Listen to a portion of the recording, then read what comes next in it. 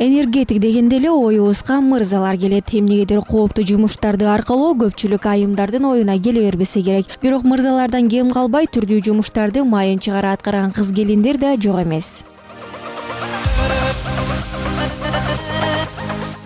Дүйнө жүзүндө энергетиктердин арасынан аял заты 10% гана түзөт. Алардын арасында атайын компаниянын же ишкананын бухгалтеры, оператору ички иштерин бүтүрүүчүн иштешсе, андан сырткары кадимки электрик катары да барып, үйлөрдүн ток чыңалуусу бар зымдарды туташтырып, улаштырып, керек болсо бийиктикке чыгып иш кылышат экен.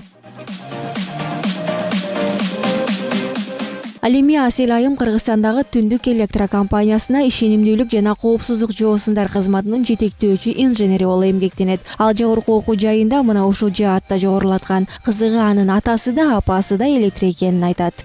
Я окончила Кыргызский технический университет имени Разакова.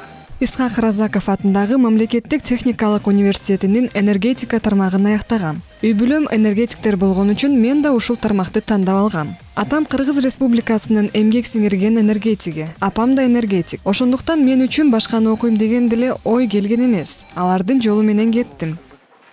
Особо не пришлось выбирать, пошла по их пути.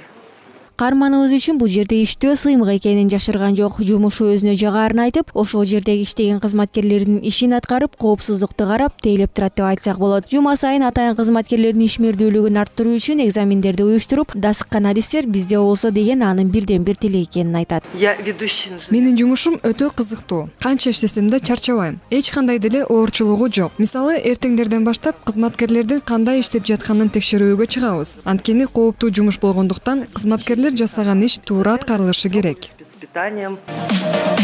Айпир Адамкулова, Алтынбек Сакиев, Нью ТВ Таңманай программасы.